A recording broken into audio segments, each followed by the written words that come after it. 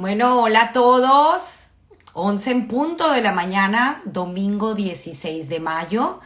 Y feliz, de verdad, increíble de poder otro domingo más. Ya es nuestro episodio número 27 de este increíble proyecto que comenzó en octubre, que se llama Historias que contar.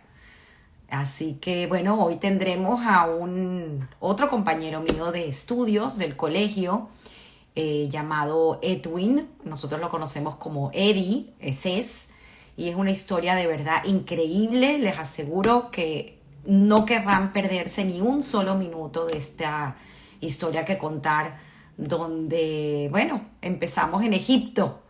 Así que yo feliz de tenerlos aquí. Voy a invitar a Eddie, que ya está listo, porque no quiero perder tiempo y me encantaría pues que todos escuchen esta maravillosa historia. Aquí ya estamos, Eddie ya está aquí conectadísimo, Hola, con buena luz, aquí muy emocionada desde toda la semana que he estado estudiando pues toda esta historia fascinante y de verdad que agradecida nuevamente de haber aceptado la invitación de contar tu historia y de poder con esas historias que conocemos ser un poquito más tolerantes y entender pues obviamente las situaciones por las que tenemos que pasar, ¿no? Y que nuestros hijos, que era lo que comentábamos ayer, también entiendan los sacrificios de nuestros padres, de nuestros abuelos y todas las cosas que tienen que suceder para que ellos puedan estar donde están hoy en día y así eso suceda de generación en generación. Así que me encanta, te doy la tribuna completa, ya sabes por dónde vamos a empezar, así que preséntate y comencemos con tu historia, Eddie. bueno, Tami, muchísimas gracias. Antes que nada, quiero mencionar, porque justo antes de conectarnos, bueno, sabemos lo que está pasando en Israel. Sí, Yo tengo familia allá, tengo mis dos hermanas mayores que están allá, mi sobrina, mis sobrinos, mis cuñados, dos sobrinos nietos, y bueno, están pasando mucho trabajo. El momento que nosotros hablamos, por ejemplo, mi sobrina hace unos 15, 20 minutos iba por la calle y tuvieron que parar el carro para salir del carro y meterse en un refugio. Entonces, es así. mi ánimo y mi exhortación de que nuestras tefilot, nuestras plegarias, nuestras verajot sean todas para el Estado de Israel. Además que tenemos también, creo que son 8 o 9 compañeros nuestros de promoción allá en Israel que también están pasando por ese trance que, bueno, sabemos que cuando se vive en Israel son cosas que pasan, pero bueno, a nadie le gusta y ni son agradables. Es así. Entonces, entonces nuestras tefilot que vayan a que la situación se solucione de la mejor manera y que, bueno, que podamos ya pasar este trance tan amargo. Y que se dejen de estar perdiendo tantas vidas Sí, injustificadas, ¿no? O sea, exactamente. estas guerras en realidad no llevan a nada y bueno, que el mundo entienda que en realidad se trata de una defensa que está realizando el Estado de Claro, Israel por un ataque, ¿no? Que también eso es algo importante. Hay sí. mucha desinformación del conflicto, pero bueno, Sí. En segundo amén y nuestras término, plegarias. así es. En segundo término, quería agradecerte a ti por honrarme con esta entrevista.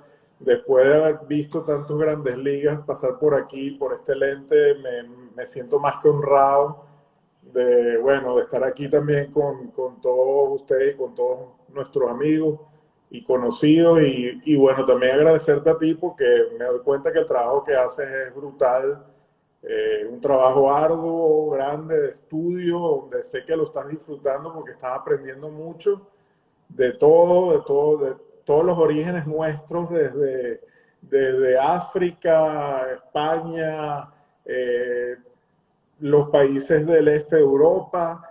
Creo que te estás metiendo un buen puñal y bueno, creo que esa es tu retribución, pues, Me bueno, encanta, es agradecerte. así, es así. Agradecerlo yo a ustedes, Sí, de verdad, infinito, infinito. Y además quiero compartirlo públicamente.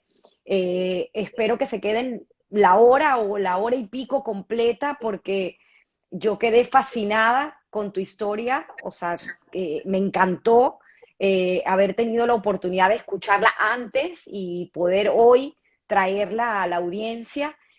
Además, tu historia personal nos deja mucho aprendizaje y mucho que reflexionar ante nuestros valores y principios que nos trae nuestro hogar y cómo nosotros lo aplicamos en nuestro día a día, en todos los ámbitos, tanto en el trabajo como en el hogar. Entonces, Es así. por favor, adelante, adelante, Eddie. Vamos desde Alepo. Comenzamos Desde en Alepo. Alepo Sí, y en Londres, porque para poner en contexto, tu bisabuelo Abraham nació en Inglaterra.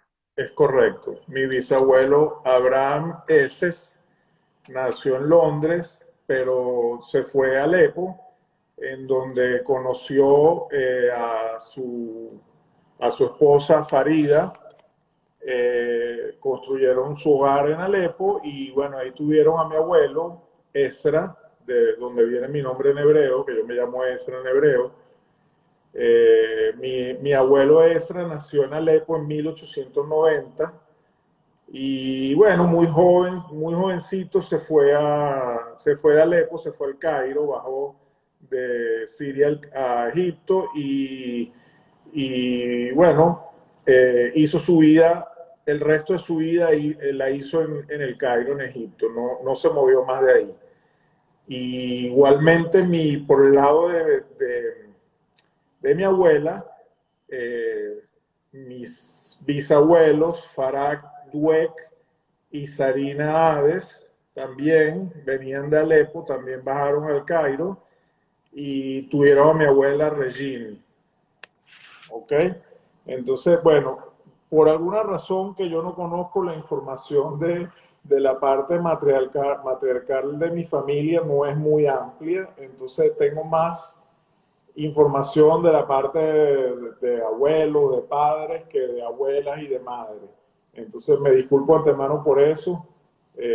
Y bueno, vamos a por lo menos la parte de abuelo y padre sí hacerla un poquito más extensa. Claro, lo que pasa es que tienes mucha documentación por lo metódico Exacto. y lo ordenado que era tu padre, cuidando pues toda esa información y Sí. lo tienes una exquisita gama de Así documentos es, que así es. utilizaron en el trabajo buscando mis raíces. Es Sí. maravilloso. Sin embargo, tienes muchas historias, así que Tengo muchas anécdotas no dejemos de interesantes. por Sí, lado pues todo ese legado de la familia de tu madre.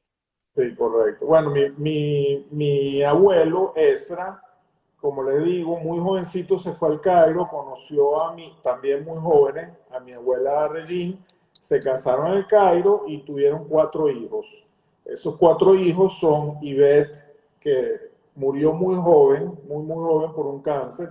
Ella tuvo a 2 hijas, las cuales después de la muerte de su madre se trasladaron a Nueva York y ahí han vivido siempre. Una de ellas ya falleció también.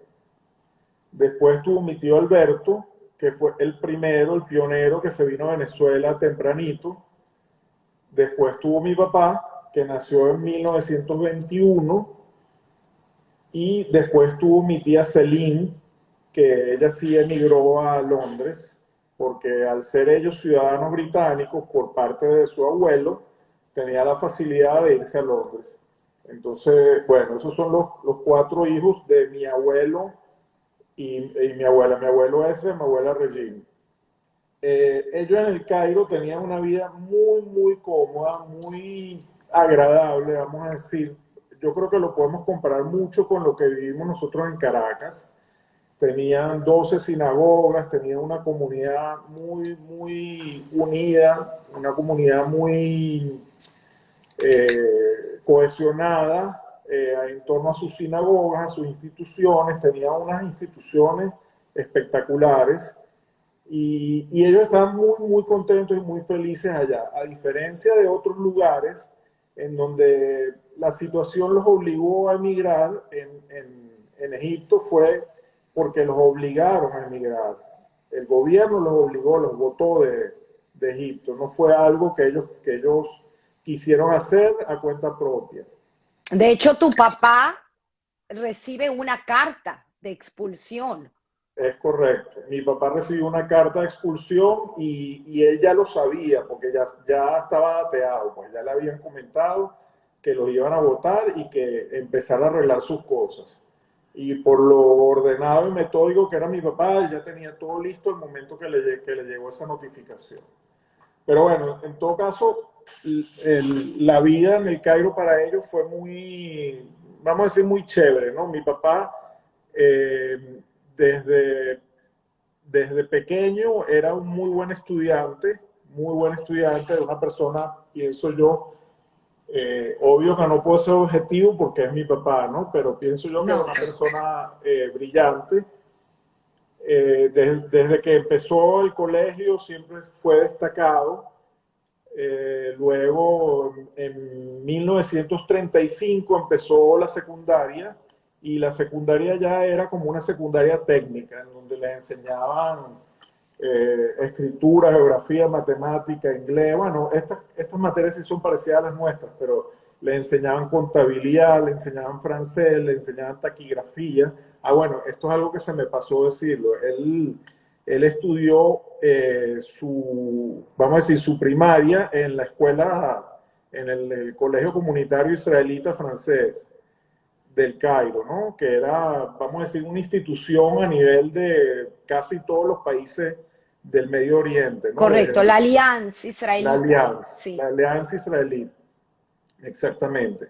Entonces, ellos en el colegio aprendían francés, sus clases eran en francés, ¿ok?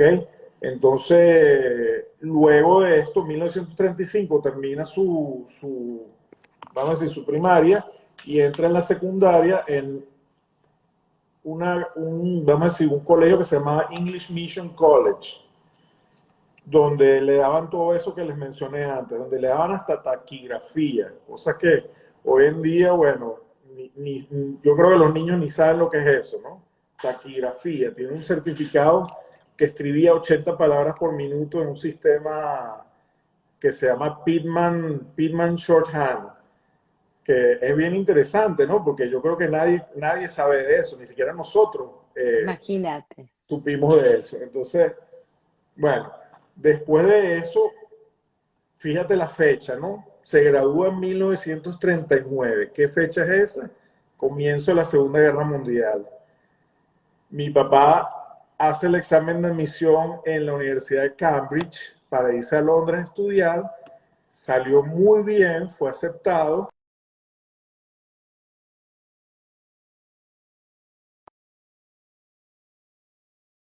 La guerra, ¿no? Entonces, bueno, ese sueño que él tenía se le truncó porque, bueno, obviamente no estaban las condiciones, pues. Entonces, bueno, tengo 3 años perdidos ahí. Supongo yo que mi papá se dedicó a trabajar porque no sé nada desde el 39 al 42. Entonces, en el año 1942, mi papá empezó a trabajar en el US Army Headquarters del Middle East, del Medio Wow, Oriente. imagínate el trabajo. Sí. El US Army estaba en Egipto por la cuestión de la construcción del canal de Suez. Y Correcto. entonces tenían obras civiles gigantescas, ¿no? Para la época eran megaconstrucciones donde empleaban a miles y miles de trabajadores. Mi papá tenía a su cargo 3.000 obreros o empleados civiles que él los manejaba. Entonces yo digo, imagínate tú manejar nóminas en esa época sin computadora ni nada de 3.000 personas, ¿no? Yo me pongo en su puesto, yo manejo nóminas de 20 personas y me vuelvo loco. Imagínate una nómina de 3.000 personas. Bueno, entonces, después de eso, mi papá estuvo ahí hasta el año 47, trabajó 5 años ahí, bueno, tengo una Una carta carta. de recomendación que hicieron cuando él termina el trabajo, ¿correcto? Sí, tengo una carta de recomendación muy bonita que, bueno, no la tengo ahorita a la mano, pero lo que dice prácticamente es que es una persona que es muy fácil de tratar, de muy buen trato, y que es ampliamente recomendado para cualquier trabajo que lo vayan a emplear, por su buen trato y su buen ánimo y su forma positiva de afrontar las cosas, ¿no?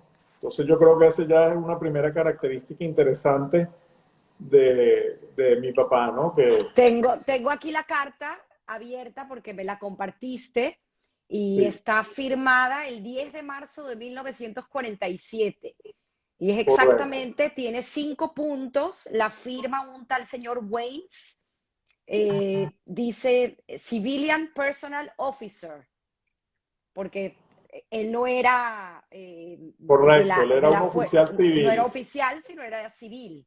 Sí, Y exactamente dice, voy a leer el primer párrafo porque de verdad que es interesantísimo. This is to certify that you were employed by the United States Army in the Middle East from julio 13 del 42 a marzo 10 del 47. Upon your termination on the close out of these headquarters, precisamente es cuando pues el Estados Unidos sale de toda esta correcto, disputa del canal de Suez. You were classified as civil assistant at a salary, o sea, todavía inclusive ponen el salario correcto, sí. de 42.600 liras esterlinas mensuales. No, yo creo que era 42.6, pienso yo que 42.6, ok, sí. ok, puede ser, sí, claro, 42.6, Sí, si porque no al siguiente sería, trabajo ves que tenía un sueldo de 60 libras. y pues dice todo Liras, su, perdón. sí, dice todo el personal que tenía a su cargo, precisamente lo que tú mencionas, y luego pues dice la persona que era. Es increíble, una Sí, carta, sí, sí. qué increíble que tengan estos documentos. Mi papá guardaba todo, era impresionante, todo lo guardaba. Y todo lo guardaba ordenado, no así tirado, sino Wow. todo lo guardaba ordenado. Entonces era muy fácil conseguir la información de él. Bueno, después Bueno, de esto, termina este entonces, trabajo y luego tiene otro trabajo increíble en sí, una empresa que se llama Shalom, si no me recuerdo, Shalom Brothers. Salom Brothers, que vamos a decir, como una empresa, es algo parecido a lo que yo tengo aquí, ¿no? Como de importación y Wow. exportación, en donde exactamente los productos, no sé qué es lo que hacían, yo pienso que era algo relacionado con joyas. Ok. Y bueno, ahí estuvo bastante tiempo también, ahí estuvo 9 años. Wow. Entonces, él hacía lo que llaman el bookkeeping, la contabilidad y, bueno, la parte de comercio exterior, en donde él se destacaba mucho porque, bueno, tenía mucha facilidad de trato con la gente, era muy simpático y, como te digo, siempre tuvo una actitud muy positiva ante la vida. Entonces, siempre era todo lo contrario de Nube Negra, pues, o sea, siempre estaba contento y siempre estaba Positivo. correcto, siempre veía la parte positiva de las cosas, ¿no? Entonces, lo recomiendan mucho también por ese estilo de su manera de ser, ¿no? Entonces, ¿Cómo luego conoció a tu mamá? en Y cómo, 1900, mi papá conoció a mi mamá en ese interín mientras estaba trabajando en Salon Brothers y tuvieron 2, 3 años de noviazgo y se casaron en el 56, ok. en marzo del 56, que es justamente cuando él sale de ahí. Y se casa a una edad eh, Bien, bien avanzada para la época, ¿no? exacto, especialmente mi mamá. Mi papá se casa de 34, 35 años, 35 años, y mi mamá se casa de 26 años, que para la época era, bueno, una anciana prácticamente. Entonces, sí es algo extraño, ¿no? Porque no era lo común, no era lo común. Lo común era que se Haciendo, casaran. haciendo una pausa aquí, podemos de repente recapitular de dónde viene tu mamá. Mi mamá viene igualmente, mis abuelos. Ah, no, bueno, yo no lo había dicho lo de mi mamá. Mi abuelo materno es Salomón Tuzún, quien tuvo un primer matrimonio con otra persona. Esa señora falleció y entonces conoció a mi abuela, Rosa Mecamel.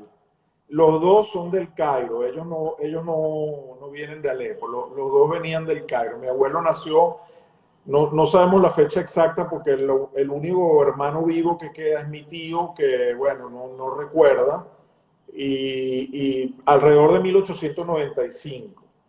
Entonces, él se casó en segundas nupcias con Rosa, mi abuela, y ellos tuvieron a 4 hijos.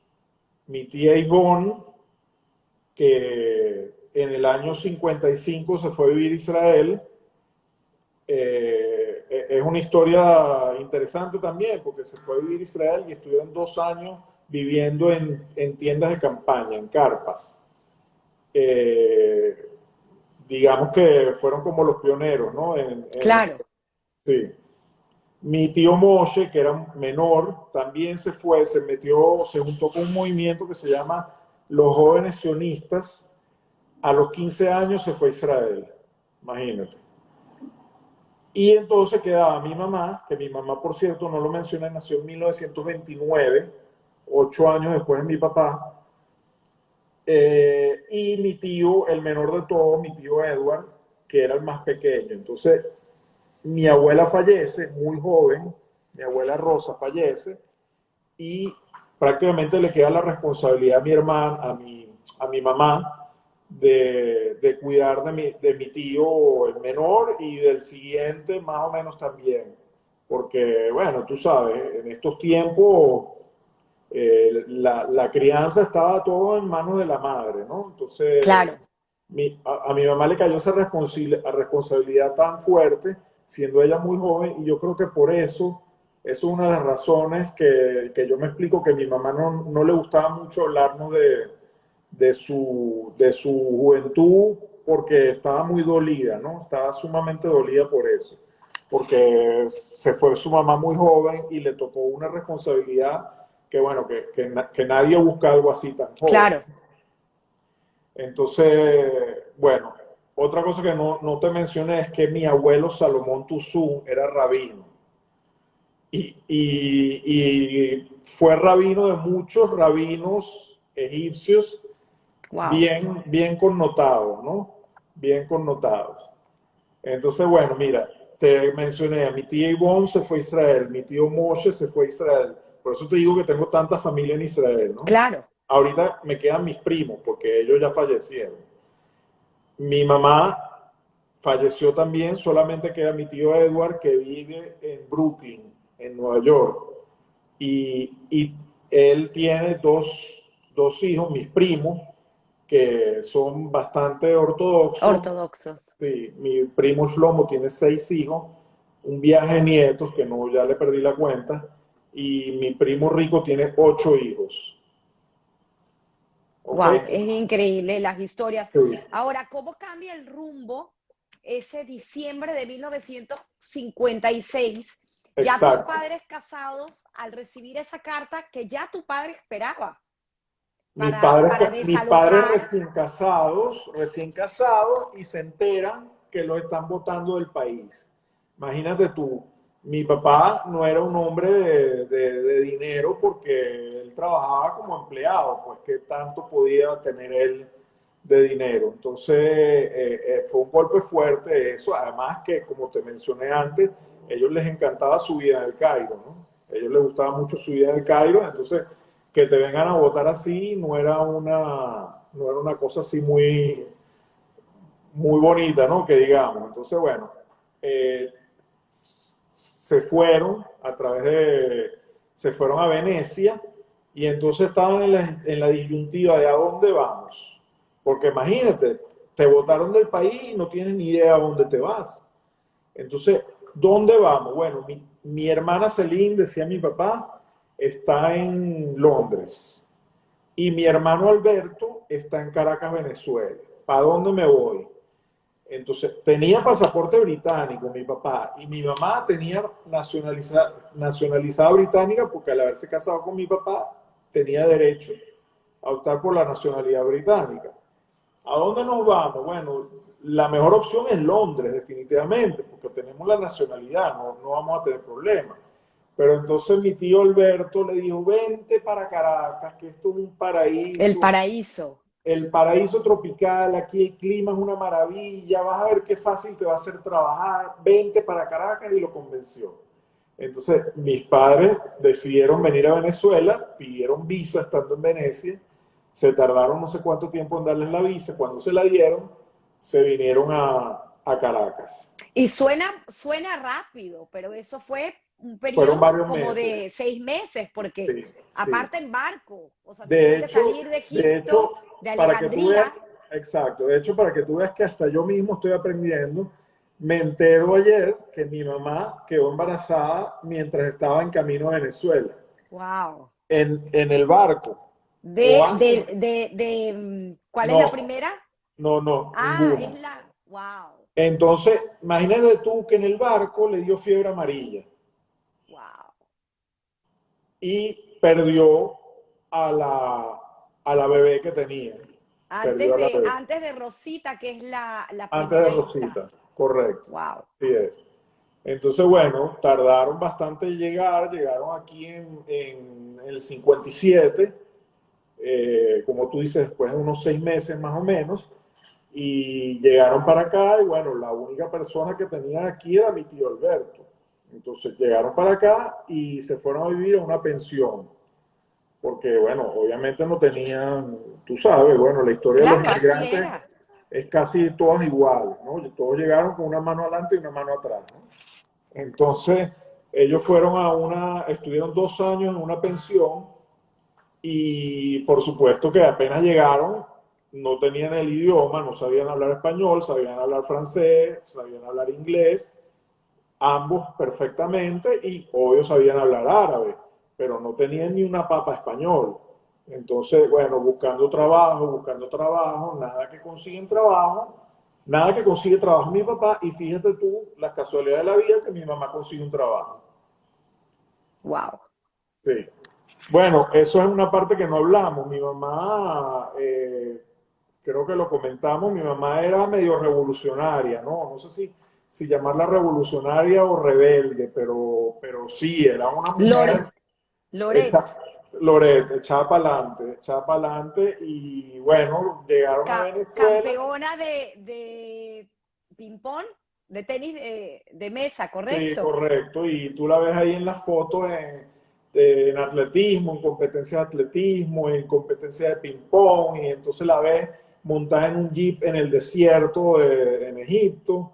Entonces no era una mujer, vamos a decir, de la época, pues hoy en día, obvio que todas esas cosas las vemos cotidianamente, pero en esa época no era así, estamos Una hablando ya. mujer de avanzada, totalmente. Exactamente, o sea, estamos hablando ya de 70 años, probablemente 60, 70 años. Entonces, sí era una mujer fuerte, ¿no? Por lo No, que y le tocó. el haber sido pues la que tuvo que asumir el papel Correcto. de madre, al haber fallecido su madre tan joven, Sí, pues la hizo en un momento donde llegan a Venezuela y dice, bueno, pues no hay trabajo, aquí la que tiene que trabajar soy yo, pues para así es. adelante. Y La el hizo, trabajo que consiguió fue algo increíble, cuéntalo tú. sí, también la hizo una mujer dura, ¿no? Que eso Claro, otra cosa que claro. hay que resaltar. Mi mamá era una mujer dura, era muy difícil escuchar a mi mamá diciéndole te quiero, te amo, o sea, diciéndonos a nosotros te quiero, te amo, pero la manera de ella de demostrar su amor incondicional era a través de la boca, con la comida. La Eso sí, comida. la comida era la demostración de El, amor más grande que ella tenía. el libro de recetas de cocina de tu mamá. El cuaderno de recetas de mi mamá lleno de chocolate, de cantidad de salsas y cosas, todo lleno, todo enchumbado de cosas escrito a mano y los nombres de las recetas con el nombre de la amiga que se lo dio. Siempre la amiga que le dio la receta se llevaba ese honor. Receta, torta, señora Helka. Así. Qué bonito. ¿Ese libro lo tiene quién? ¿Tu Creo que hermana? lo tiene Daniela, creo que lo tiene Daniela en Israel. Qué Sí, belleza, qué sí, belleza. Y aparte, ayer también mencionamos algo muy lindo, que ese amor por la boca que demostraba tu mamá, que lo vivieron ustedes, porque cuando venía alguien a la casa, que a tu mamá de repente no le caía bien, pues no le ofrecía nada, pero si Si no le llegaba caía alguien, bien, si no le caía bien, no le daba ni agua. Y si le caía bien, bueno, le sacaba todo lo que tenía. qué Hasta, bonito. y hasta que no estaba esa persona reventada, con el estómago ya inflado, no lo dejaba tranquilo. Así era. Y Por así era aquí con están la, pidiendo la receta de los espaguetis. sí, así era con la mayoría de mis amigos. La mayoría de mis amigos era así, pues venían a la casa y entonces hasta que no se reventaban de comer, no los dejaba. Así era. Bueno, Entonces, bueno, tienes un compromiso después de dejar algunas recetas de cocina, sobre todo la torta de chocolate que la piden mucho. bueno, la torta de chocolate la hacen mis hermanas, esas las Qué pueden dar mis hermanas. bonito, Sí, qué bonito. yo les puedo dar la sopa de mologeya, esa sí la puedo dar yo. Este, Excelente, excelente. Bueno, bueno, entonces entonces volvamos a esta fecha donde tu mamá mis consigue padres trabajo. llegaron, mi papá no conseguía trabajo y resulta que por cuestiones de la vida, mi mamá consiguió un trabajo en el banco francés italiano que posteriormente se convirtió en Banco Latino. Entonces, claro, por el idioma, por el francés, me imagino que los dueños del banco, siendo franceses, les interesaría tener una secretaria o un asistente que dominara el idioma francés, pues. Entonces, bueno, mi mamá trabajó 3 años ahí, mi papá en la casa, Wow, viendo a ver qué hacía con su vida, porque no wow, conseguía trabajo. Un tipo que manejó a 3.000 personas, en Egipto, en obras civiles del canal de Suez. Imagínate tú wow. el problema, ¿no?, que eso le puede generar a una persona hace 60 años, ¿no? A un hombre, por más que sea. Sabemos que la sociedad ha cambiado, pero en esa época no era así. Claro, claro. Quien debía mantener el Sí, hogar, pues era el hombre, no la mujer. sí es. Pero Bueno, total que tu madre al final le consigue trabajo a tu papá. mi ¿Cómo? mamá le consiguió el trabajo a mi papá Wow. en una empresa francesa también, muy conocida de servicios petroleros que se llama Schlumberger, que por cierto, lo comentamos ayer, da mucha lástima porque la base, el headquarter de esa compañía para todo México y Sudamérica estaba en Caracas, Venezuela. Claro, porque la compañía se dedicaba a algo que tenía que ver con la extracción Perfilaje de del pozo, petróleo. perfilaje de pozo. Entonces, obviamente, en esa época, ¿quién es el país más importante en toda Sudamérica de petróleo? Venezuela. Entonces, la sede Suramérica y México estaba aquí en Caracas. Entonces, bueno, mi papá entró en esa compañía otra vez para trabajar con personal en el departamento de personal, donde es un trabajo complicado porque la mayoría de los que trabajan ahí son expatriados, son ingenieros que vienen de todas partes del mundo. Entonces, es un trabajo, bueno, bien interesante, pero también bien difícil porque cada persona que viene de otro lugar del mundo es otra mentalidad y es otra formación y a cada uno se le paga diferente dependiendo en qué lugar esté, dependiendo Wow. de lo feo del sitio, pues porque vamos a decir, los campos petroleros no estaban en la ciudad, los campos petroleros estaban hace muchos años en el lago Maracaibo, o de repente ya más adelante empezaron a estar en el Furrial, en Monaga, en Anaco.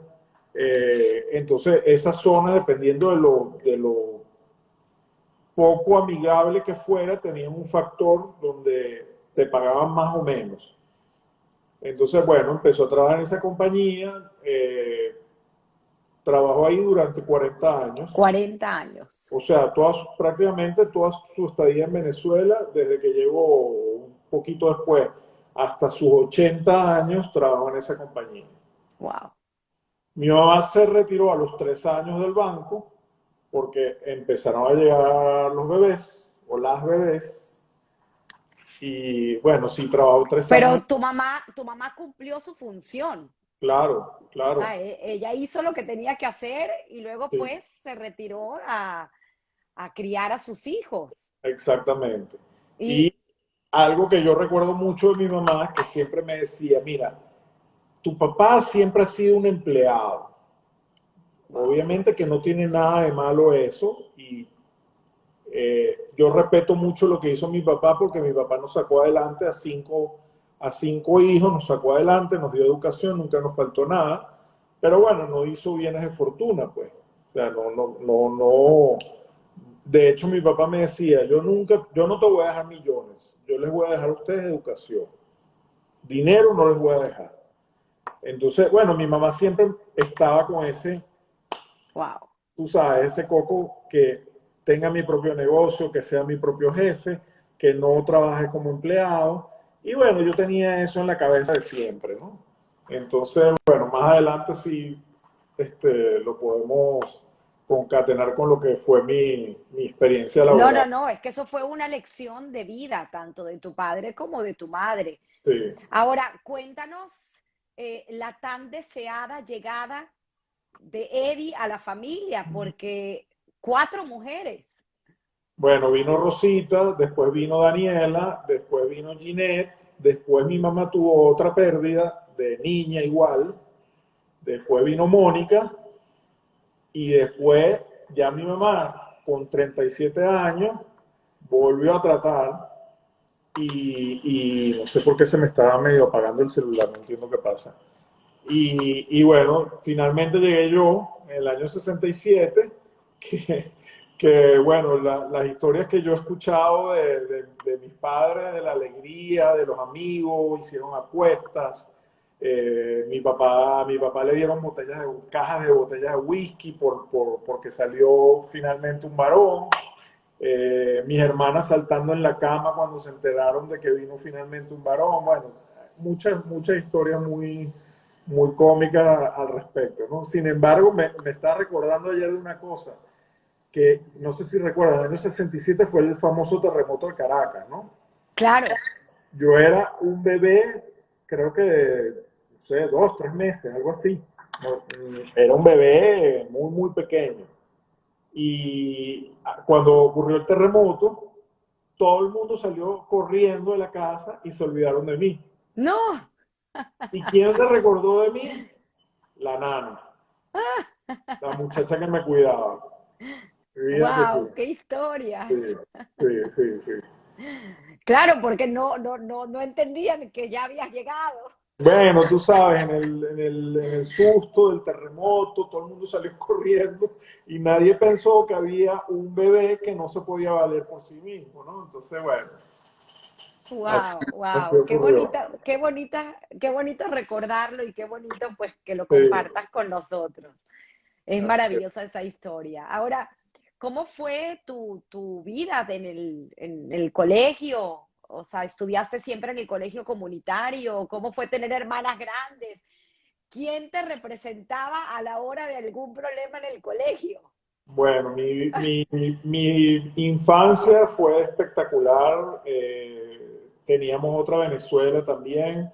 Uno podía, por lo menos yo recuerdo, no recuerdo tan chamo, tan chiquito.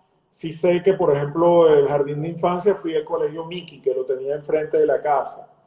Ok, pero después me pusieron, cuando pasé a preparatorio, me mandaron al colegio Moray y Luces, y a partir de preparatorio empecé a estar en el Moray y Luces de San Bernardino, hasta que me gradué de bachillerato, que, bueno, fuimos la última promoción en graduarnos en ese colegio, ¿no? En San Bernardino. Es correcto.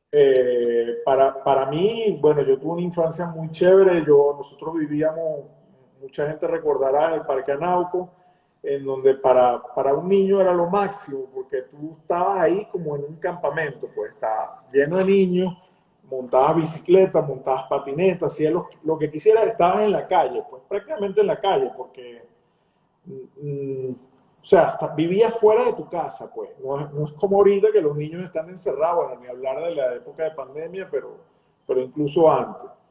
Entonces, yo recuerdo mucho siempre que montaba mucho bicicleta. Un par de veces me robaron el reloj cuando salía a la calle, pero eran cosas, digamos que no lo que uno ve hoy en día, ¿no? Eran cosas medio inocentonas. Tampoco era gran cosa. Y Pero bueno, ¿quién iba al colegio cuando te portabas mal? cuando yo era muy tremendo, al igual que mis hermanas, casi todas eran muy tremendas, y ya cuando yo estaba en tercero, cuarto, quinto año, ya mis padres ya tenían más o menos unos cuantos años, ya estaban medio cansados, ¿no? Entonces, mi representante legal era Daniela, mi hermana Daniela. Entonces, la que iba y me alcahueteaba todo era Daniela. Entonces, cuando a mí me llamaban a mi representante, yo no tenía problema porque sabía que iba a venir Daniela y no me iban a regañar tanto, pues, porque ella me iba a alcahuetear. Entonces, por ese lado, siempre tuve esa ventaja. Hasta que un Una día vez llegó tu recuerdo, mamá. sí, una vez recuerdo que mi mamá sí, no sé por qué razón fue, y creo, si mal no recuerdo, que le tocó hablar con la profesora Garber, Nuestra querida profesora Doris. con mucho respeto para la profesora Garber, le tocó hablar con la profesora Garber. Entonces no sé qué le reclamó la profesora Garber a mi mamá y mi mamá ni le paró. Le pasó por un oído y le entró por otro. Y llegó y le dice, mire profesora, yo quiero que ustedes le enseñen a mi hijo a escribir, porque escribe muy feo. Yo estaba en cuarto año. Y la profesora Garber se quedó, bueno, pero yo no, nosotros ya no podemos enseñarle a escribir, eso se tiene que meter en cosas de caligrafía, no, nosotros ya no estamos para eso. Y bueno, así era. Entonces casi siempre la que me sacaba la pata del barro era mi hermana Daniela. Wow, increíble. Sí, Y desde chiquito, eso fue algo que me llamó muchísimo la atención, porque han pasado varios compañeros por historias que contar y pues a todos el tema del examen de aptitud o de qué estudiar les marcó profundamente su escoger la carrera. Pero a ti no, o sea, tú sabías y lo tenías clarito. para nada. Yo estaba claro desde que tenía uso de razón.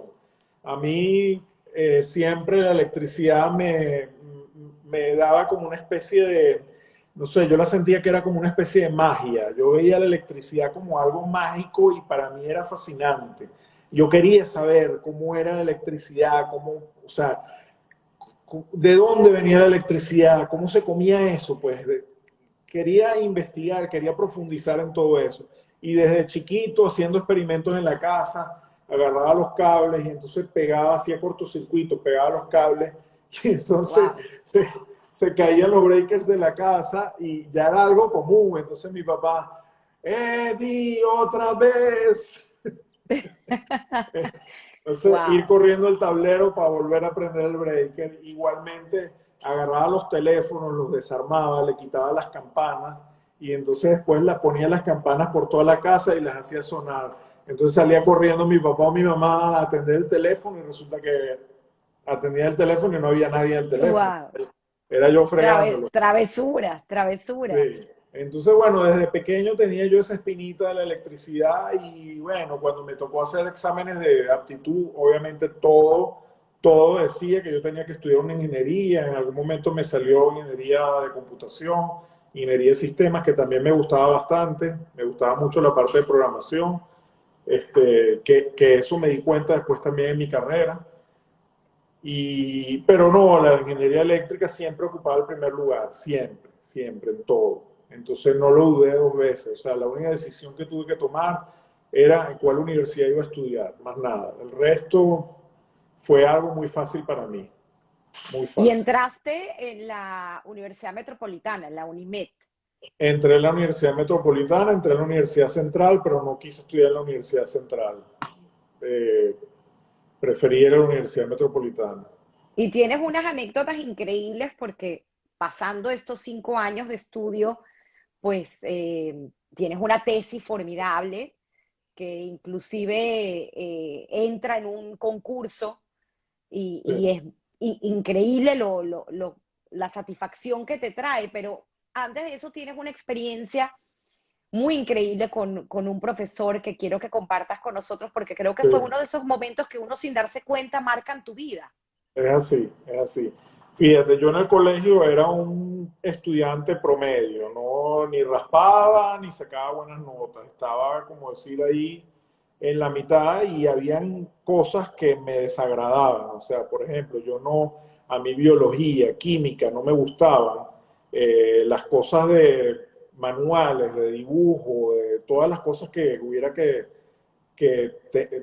tener cualidades artísticas, siempre fui demasiado malo y no me gustaban. Entonces, claro, conversábamos, ¿no? Que me pasaba algo parecido a lo que le pasaba a nuestro compañero Aarón, que las cosas que no me gustaban, como que uno se bloqueaba y, bueno, uno no le paraba mucho y, bueno, las notas que sacaba eran mediocres y no estaba muy pendiente de eso, ¿no? Tampoco en esos tiempos la gente le paraba mucho a eso. Entonces yo llego a la universidad, a una carrera donde todo el mundo te dice, mira, te vas a graduar en 7 años, 7 años y medio, 8 años. Hay gente que ha durado 10 años en esa carrera. Entonces yo, wow, qué lío me estoy metiendo yo, ¿no? Y uno Claro, viene porque del colegio, era una carrera de 5 años, pero era sí, tan difícil era muy que difícil. que la mayoría pues se tomaba más de los 5 años para graduarse. Exactamente, porque tenías que ver varias veces una misma materia.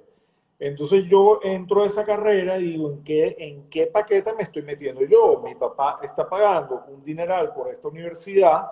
Mi papá no es una persona de muchísimos recursos y tengo que ponerme las pilas porque tampoco lo voy a hacer aquí botar el dinero, ¿no?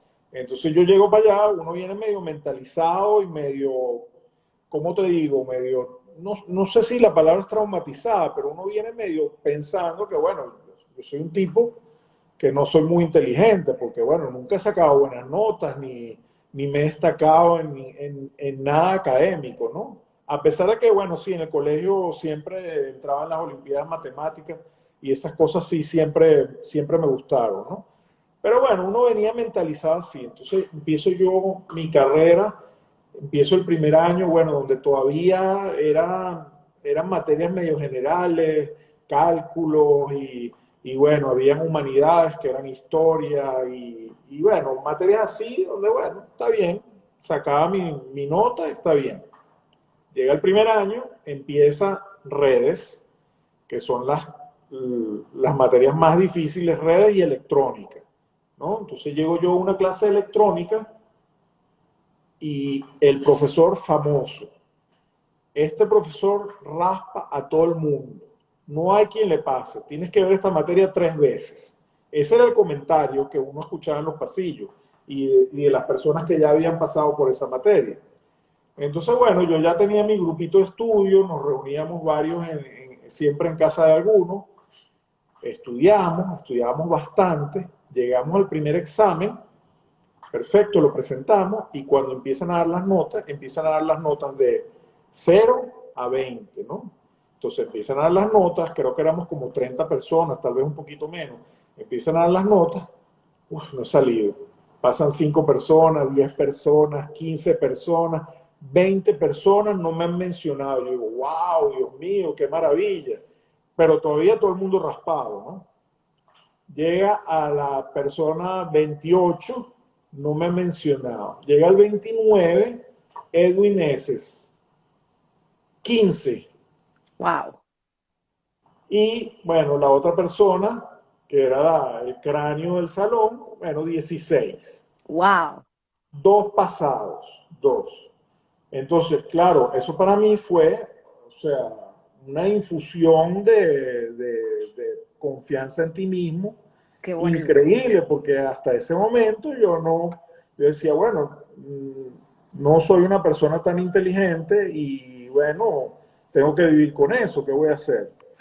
Entonces, bueno, después de eso, gracias a Dios, me fue muy bien en las cosas, era lo que estábamos hablando, las cosas que a uno le gustan, uno creo que normalmente se destaca. En lo que no te gusta, bueno, mira, tienes que ver qué hace. Si es un requisito que lo tienes que hacer, bueno, trata de hacerlo lo mejor posible, pero definitivamente lo que a uno le gusta, uno creo que casi siempre se va a destacar. Entonces, Pero qué bueno, increíble porque fue un pivote para ti ese. eso me marcó mucho y después de eso me fue muy bien, me gradué muy rápido.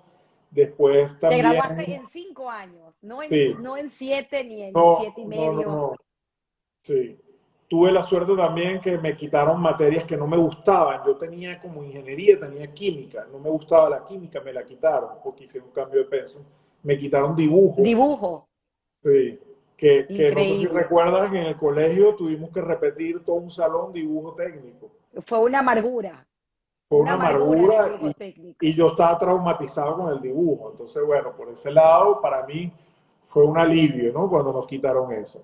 Entonces, bueno, Tu papá y tu mamá, bien que lograron, porque cabe destacar que tú fuiste el último de la familia que se graduó, pero tus cuatro hermanas, las cuatro, también se graduaron. Tuvieron, inclusive claro. una creo que tiene hasta dos carreras, Daniela. Mi hermana Rosita es psicólogo. Este, bueno, yo no lo puedo decir, pero trabajó en cosas horribles. O sea, trabajó en una cárcel, trabajó en un dispensario viendo puros casos de abuso familiar, de abuso, o sea, cosas horribles, Tamara, que de verdad que hay que ser fuerte para poder trabajar con esas cosas. Mi hermana Daniela estudió diplomacia, hizo un posgrado y después se le ocurrió la brillante idea de estudiar Derecho. O sea que tiene dos Wow, carreras y posgrado. Mi hermana Ginette estudió ingeniería de computación en la Simón Bolívar, super cráneo, summa cum laude. Después hizo un MBA en el IESA, estudió alemán, estudió japonés, o sea, wow, qué orgullo. mi hermana Mónica, la más práctica de todas, estudió diseño de interiores. Este, y bueno, yo al final estudié ingeniería eléctrica, que era lo que me gustaba de toda la vida. Y cumplieron el sueño de tus padres, ¿no? Cumplimos el sueño de mi papá, que El era mejor legado son los exacto, que era estudios. la No te educación. voy a dejar, no te voy a dejar millones, pero te voy a dejar educación. Exactamente. Y lo que yo siempre le digo a la gente, no nada más a mis hijos, yo le digo, una persona es pobre cuando no tiene educación. Una persona que tiene educación puede tener 100 bolívares en el banco y esa persona es millonaria. Porque al tener educación, al tener una carrera, tú puedes hacer lo que tú quieras. Tú eres ingeniero y tienes 25 años, tú te vas, tú emigras a donde vayas a ir, haces tu revalida y tú trabajas. Si tú no tienes educación, no tienes nada que hacer. Vas a tener que trabajar de delivery. Que no estoy desmereciendo ningún trabajo, pero bueno, es una realidad. Qué maravilla. En este momento de tu historia comienza esta segunda parte donde tú empiezas a cosechar todo aquello que se te inculcó desde niño y empiezas en Westinghouse. Sí, ahí fue donde tuvimos el concurso por la tesis. La tesis la hice en Hewlett Packard, pero la tesis quedó bastante bien. Es increíble porque normalmente una tesis de cosas electrónicas normalmente no funciona. Y gracias a Dios la tesis nuestra sí funcionó. Prácticamente hicimos una computadora. Entonces, era una computadora Wow, que controlaba a un equipo de medición de HP que se utilizaba en las estaciones remotas de transmisión, por ejemplo, de telefónicas, de CanTV, en ese momento Telcel, y de muchas compañías que tenían sus propios equipos de radio. Entonces, eso era un equipo manual, completamente manual. Había que hacer las mediciones apretando botones y después anotando todos los resultados. Nosotros hicimos un aparato que automatizó todo eso y guardaba los resultados y te los graficaba en una wow. pantalla que nosotros mismos programamos. Entonces, bueno, fue un trabajo bastante importante. Lo apreciaron, nos metieron en el concurso, competimos con todas las universidades de Venezuela y competimos con, el concurso era de electricidad, pues no era de electrónica. Y bueno, quedamos en segundo lugar. Después de eso, Westinghouse nos contrató a los dos, tanto a mi compañero como a mí.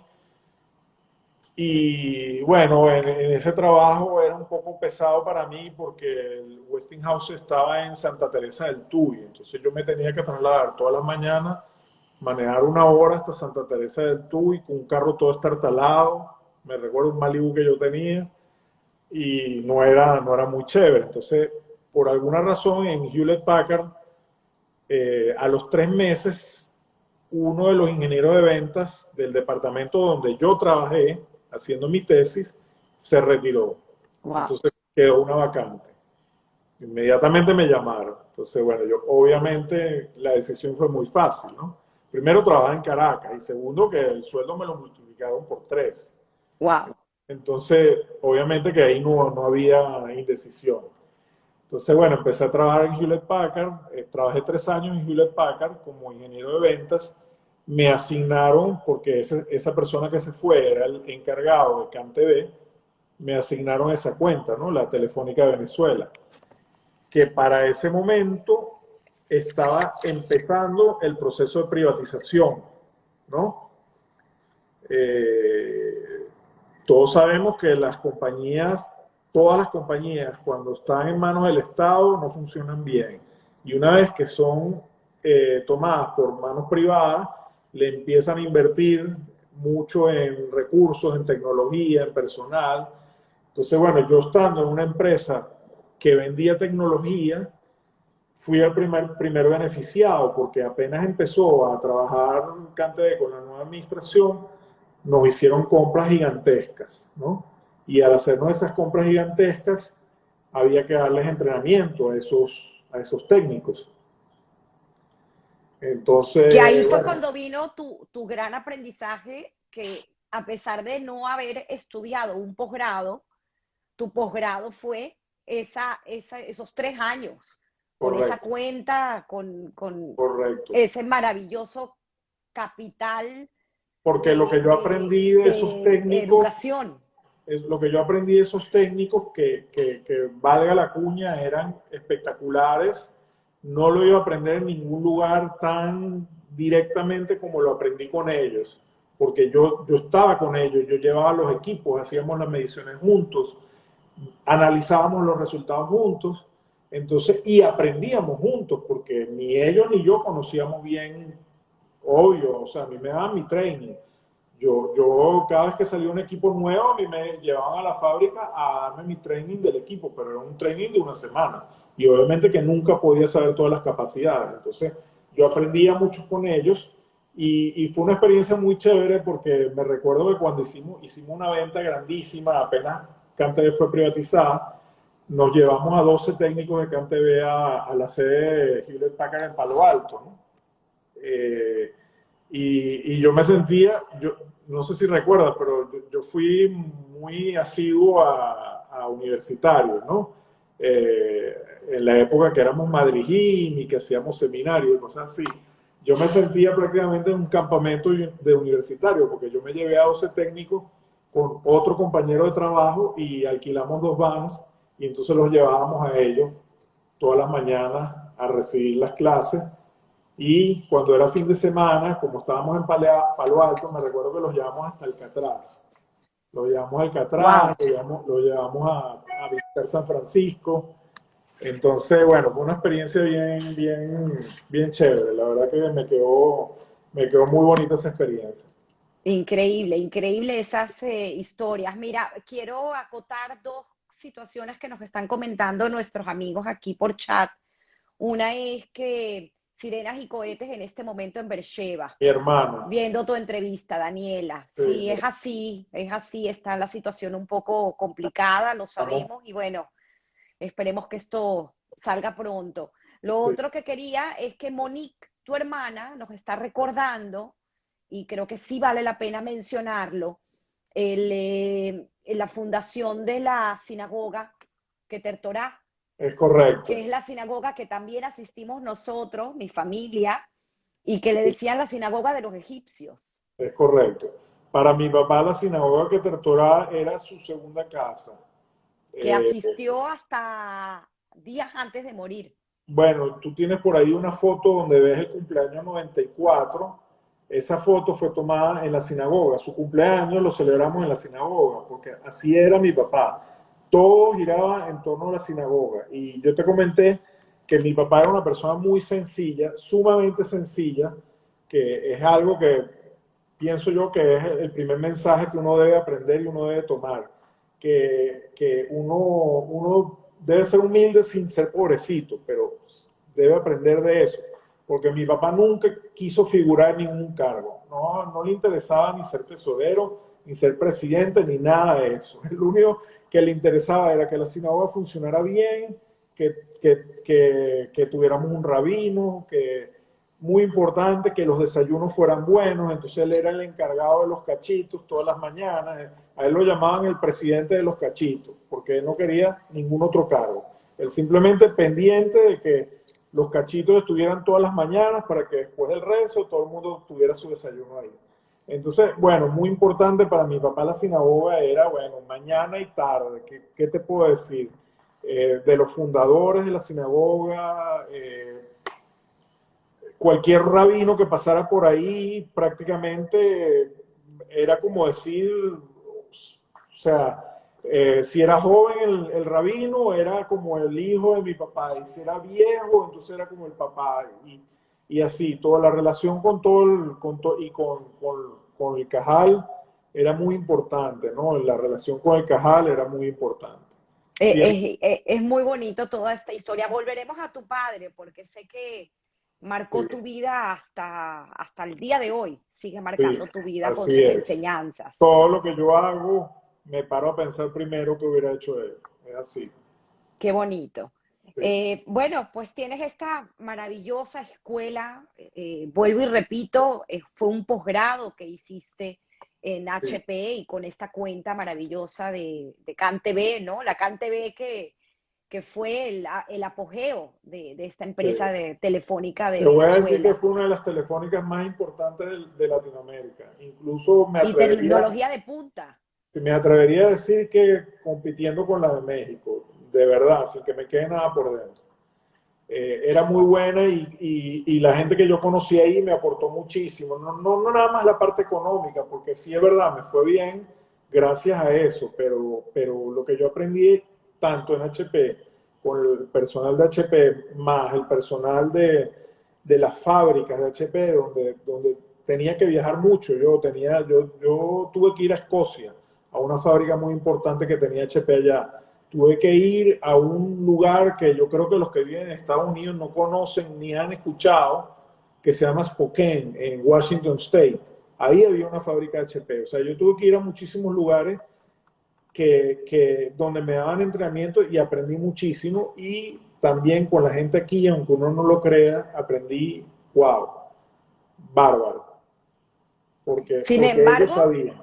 tienes el gusanito, que esta parte también me impresionó de tu historia, porque teniendo esta carrera tan prominente en HP, decides renunciar Así es. Decido renunciar por culpa de Aarón. por culpa de Aaron y por culpa de tu mamá, Por que culpa te de Aarón y por decía culpa de mi siempre mamá. Es así. que no es Sí, culpa, al por- contrario. porque fíjate, estoy echando broma. Porque a mí me iba muy bien, yo estaba muy bien, de verdad que tenía unos beneficios increíbles y me sentía súper bien, me sentía, cónchale, muy realizado, pero tenía el gusanito de mi mano ¿no? Aquí que me matracaba el cerebro todo el tiempo. Y yo tenía un dicho en mi cabeza que decía todo el tiempo, más vale ser cabeza de ratón que cola de león. Eso lo tenía dándome vueltas todo el tiempo. Más vale ser cabeza de ratón que cola de león. Entonces, yo era cola de león, yo estaba en una transnacional. Yo era un ingeniero muy bien pagado y de una compañía de súper altísima reputación, pero era la cola del león. ¿Ok? Entonces me consigo con mi amigo Aarón un día, me recuerdo perfecto, en mi casa, en el Parque Anauco, mi mamá sirviéndonos cosas de comer y Aarón, no, bueno, yo estoy trabajando por mi cuenta, estamos vendiendo cosas para la construcción, me asocié con Maracucho, no sé si lo conoce, Isaguanón, me dice. No, yo no lo conozco, la verdad es que no tengo ni idea. Ah, bueno, sí, es verdad, conozco a su hermana, es cierto. Entonces, bueno, nosotros estamos trayendo cosas para construcción, vente a trabajar con nosotros, asóciate con nosotros. Bueno, está bien, vamos a hablarlo, vamos a pensarlo, a ver cómo hacemos. Entonces, bueno, ese proceso, para hacértelo rápido, decidimos incursionar en la parte de ferretería, ¿no? Porque ellos estaban trabajando cosas más que nada para construcción, exactamente como me había dicho, pero dijimos, bueno, vamos a meternos en la parte ferretera contigo. Entonces empezamos a tantear a algunos vendedores y bueno, decidimos viajar a Chicago, que era donde se hacía una de las ferias más grandes de hardware. Eso fue en el año 93 o 94. Eh, Viajamos a Chicago, vimos ahí varias cosas, las trajimos, nos dimos tremenda estrellada contra la pared, porque claro, nosotros fuimos a comprar así medio a lo loco, con un poquito de dinero que teníamos en el bolsillo cada uno, y cuando llegamos para acá la realidad era otra, ¿no? No era tan fácil. Entonces, bueno, ¿cómo se llama? Buscar alternativas, ver cómo paliábamos un poquito la cosa. Empezamos a trabajar con cuestiones locales. Empezamos a vender clavos y alambres. Una caja de clavos pesa 25 kilos y una caja de alambres pesa 50 kilos. Yo, yo tengo el recuerdo de eso en mi espalda, ¿ok? Wow. Porque me tocó mucho cargarlo y a veces cuando cargo una maleta o algo me recuerda, mira, ¿te acuerdas hace 30 años que cargabas clavos y alambre? Bueno, Wow. a veces mi espalda me lo hace recordar.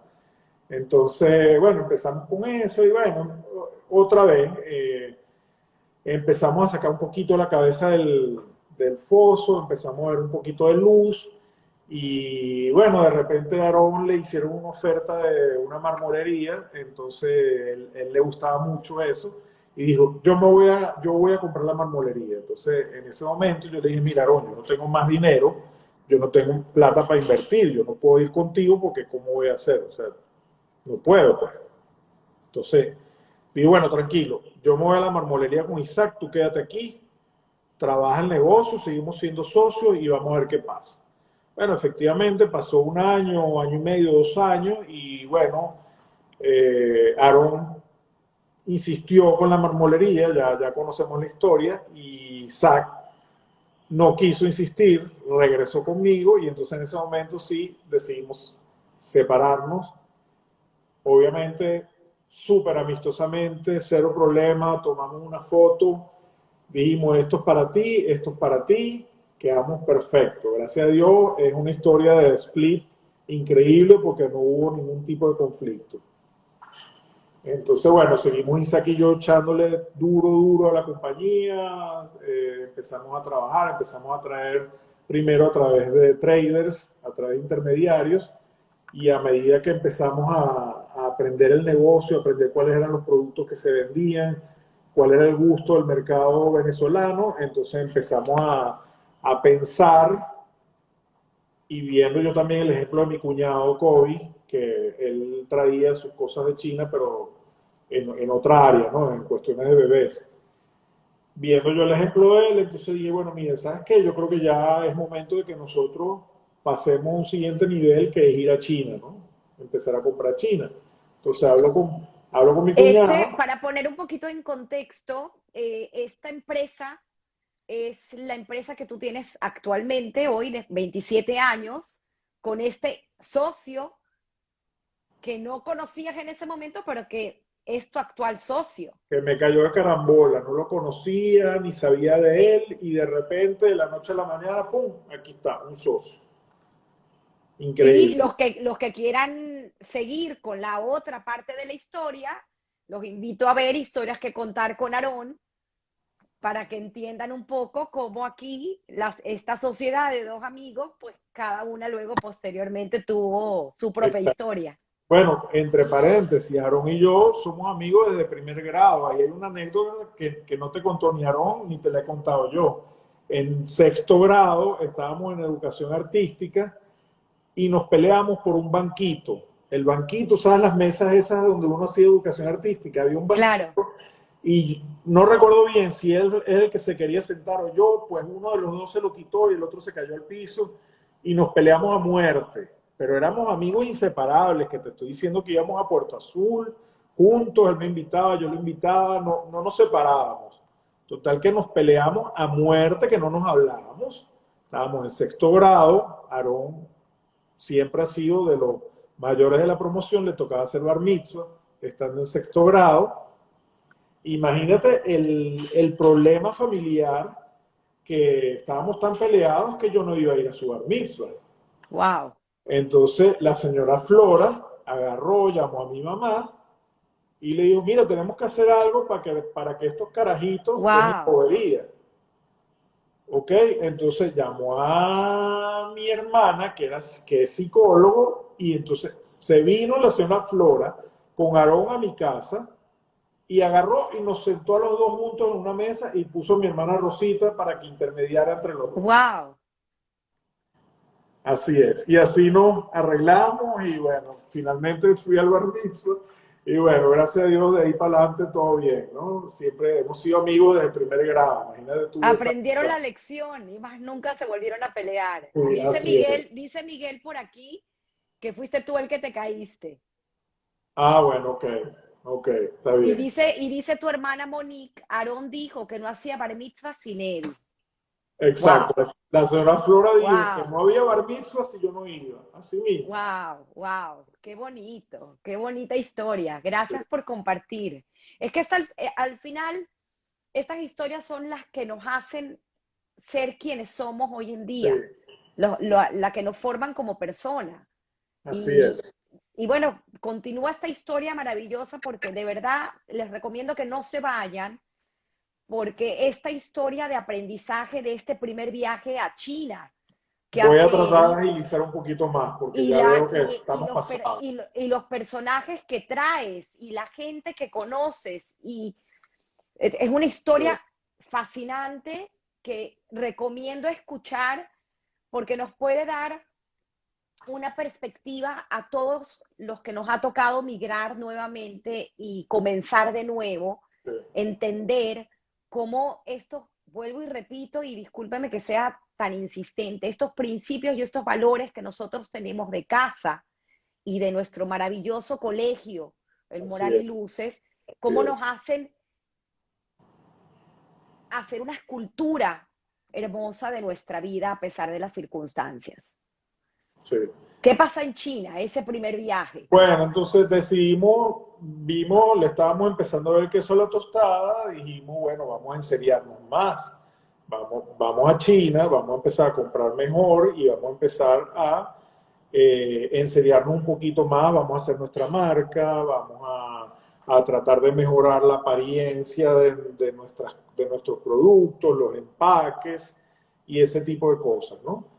Entonces me voy yo para China, planifico un viaje de 5 semanas, donde iba a ir a Taiwán, Hong Kong, China, Tailandia e India.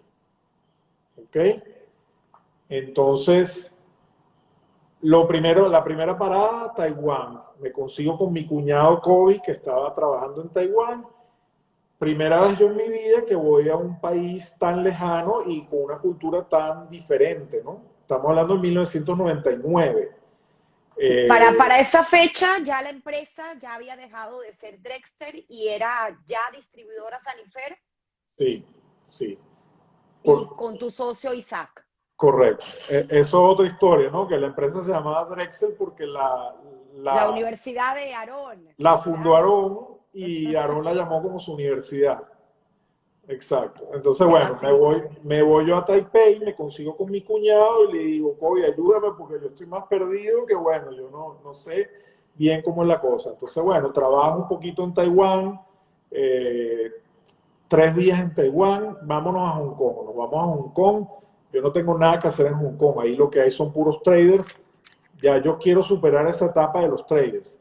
Entonces, ok, nos toca ir a China, nos vamos a Guangzhou, que es la capital de Cantón, de la provincia de Cantón, y es donde se hace la famosa feria de Cantón, que es una feria que se hace cada 6 meses, que es una feria de commodities, no es de ferretería, es una feria de commodities en general, Ahí consigue desde una grifería hasta un lápiz, cerámicas, lo que tú quieras, maquinarias, todo, tractores, lo que te pasa por la cabeza, ahí está.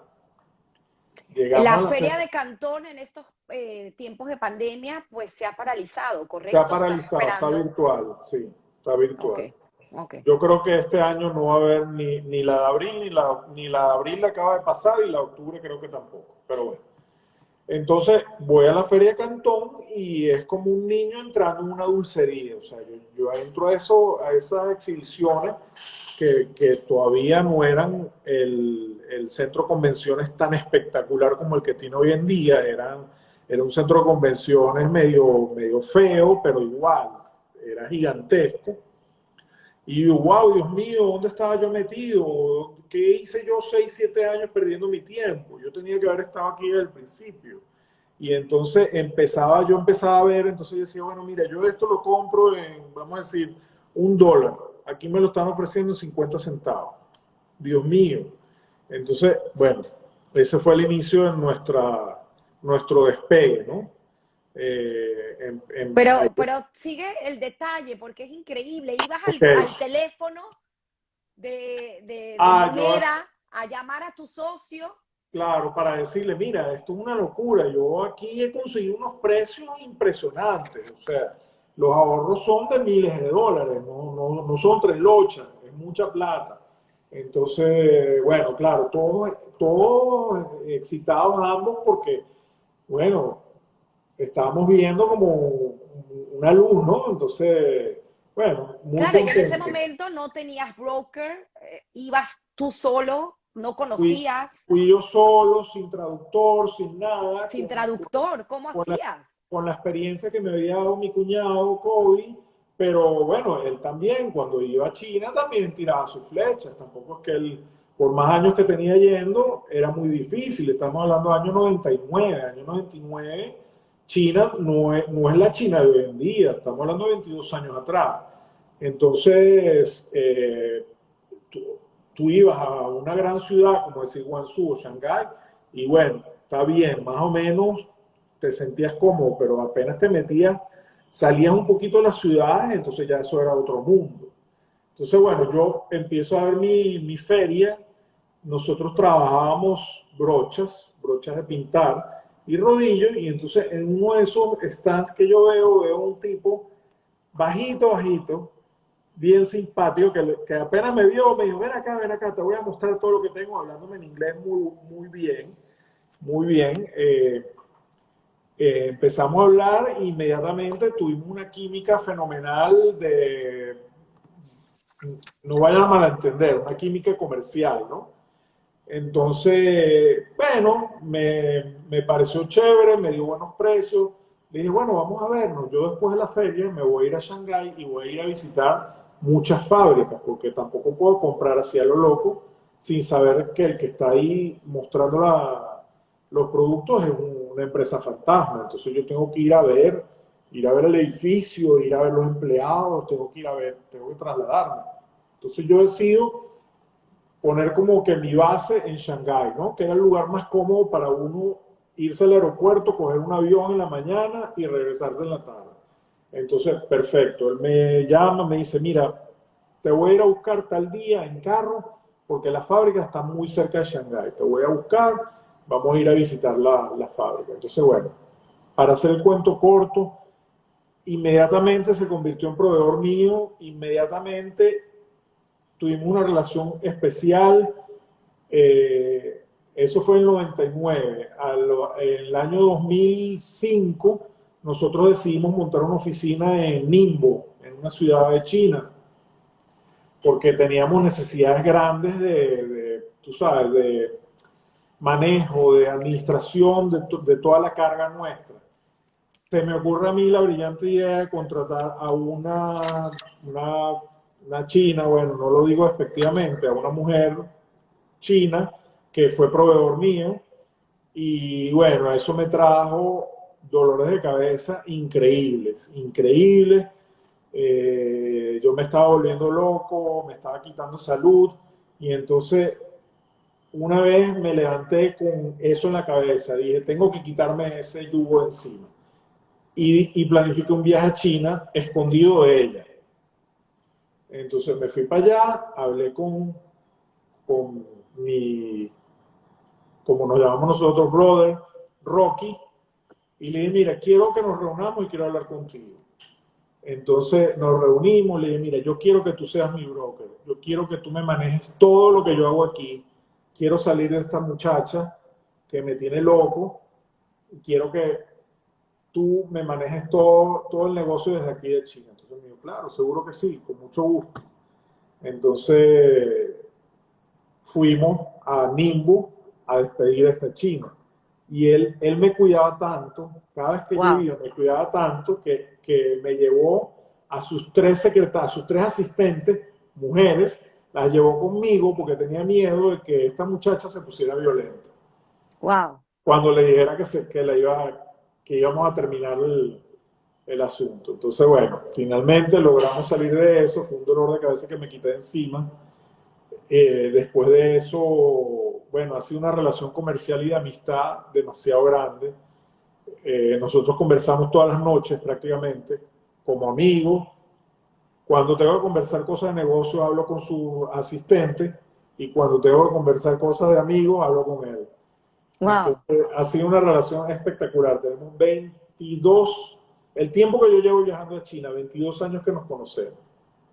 Increíble. Y además, pues ha habido una relación de confianza Suma confianza. increíble, porque pues Sí, obviamente en estos 22 años la situación ha sido arriba y abajo y hay altibajo. momentos que has tenido pues importantes sumas de dinero comprometidas donde él pues salió ahí con plena confianza siempre contigo, con tu persona, con tu empresa, con tu socio, con tu trabajo.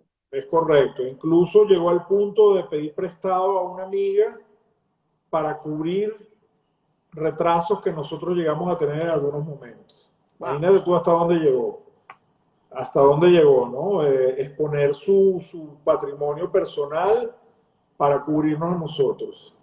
Es Wow. una cosa increíble, por eso que nos llamamos brother, porque en verdad somos hermanos, ese es mi hermano chino.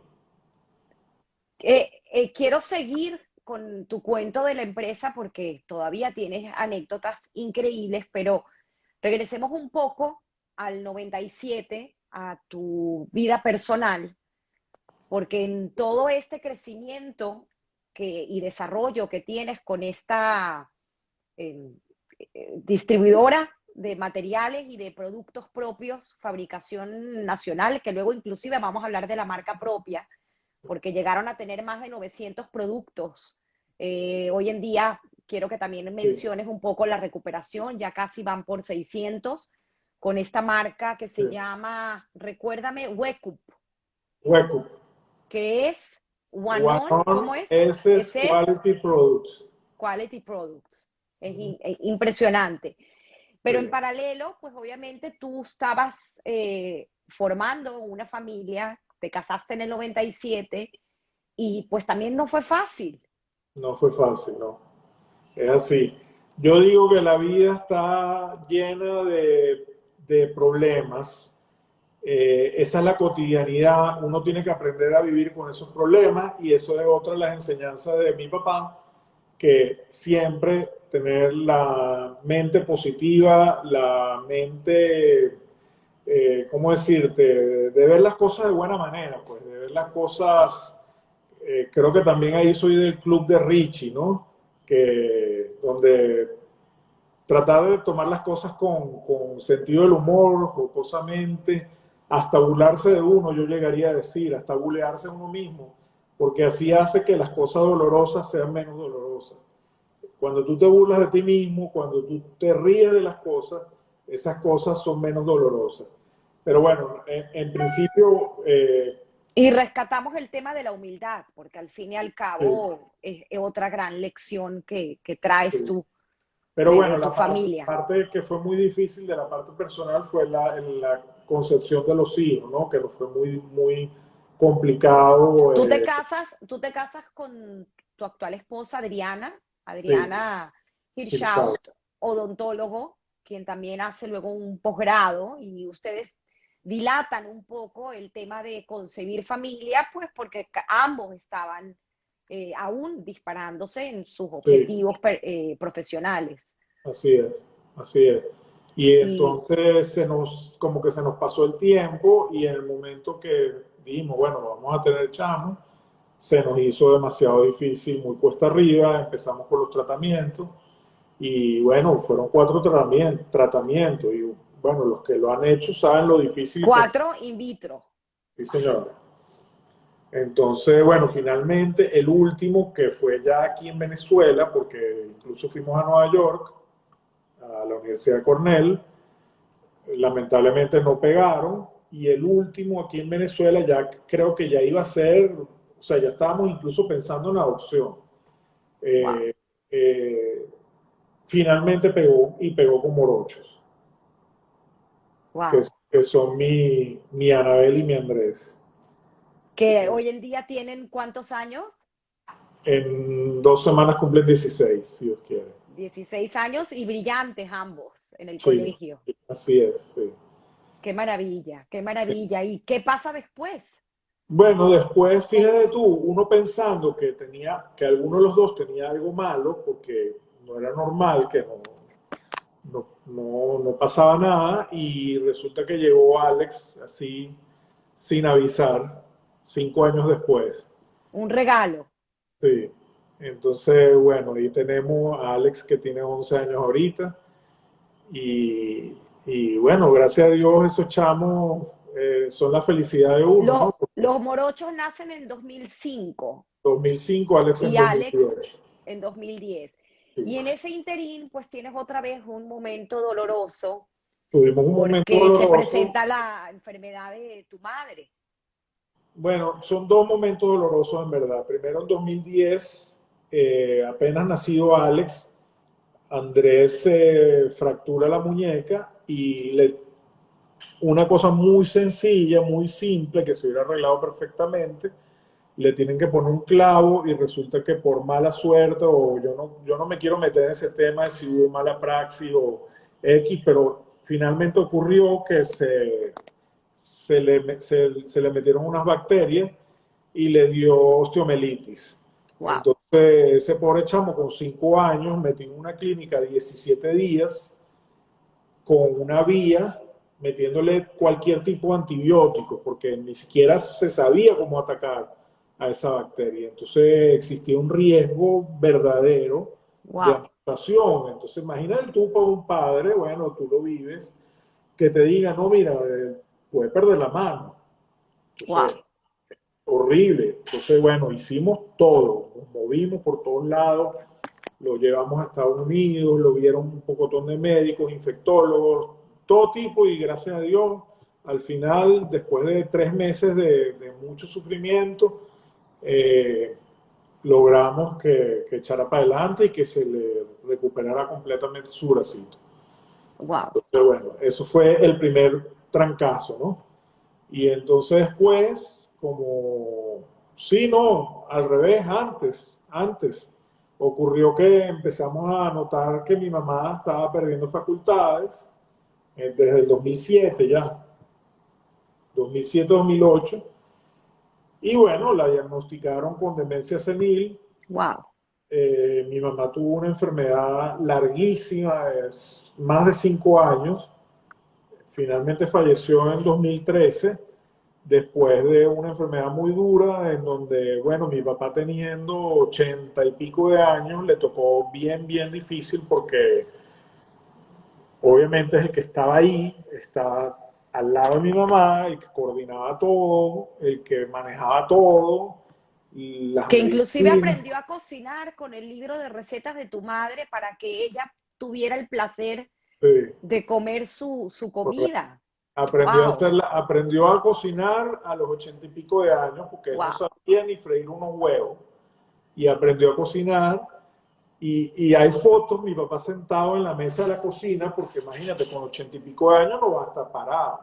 Entonces, wow. sentadito ahí, picando las cosas chiquiticas, meticulosamente como lo hacía él.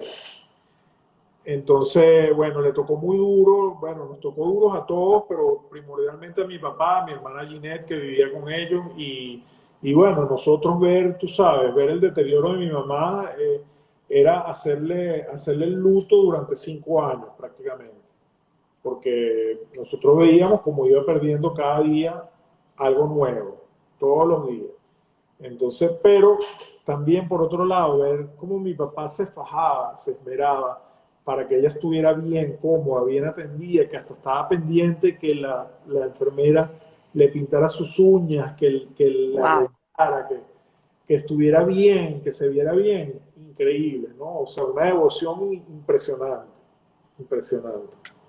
Así, Qué enseñanza increíble, así es. de tu padre hacia ustedes, porque al final uno educa con el ejemplo. Así es, así es.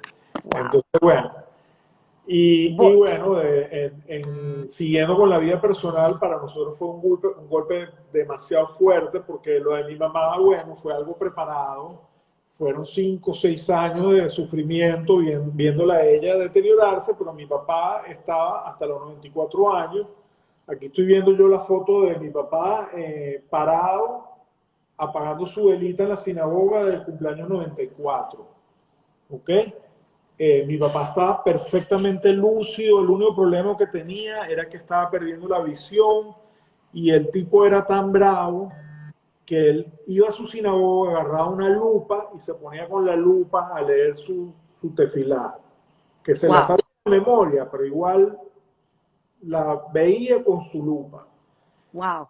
Y entonces, cónchale, de repente, de la noche a la mañana, yo me voy de vacaciones y me llaman, me dicen, miran, no está bien, creo que vas a tener que volver. Me Estamos regreso hablando 2017, 2015, 2015.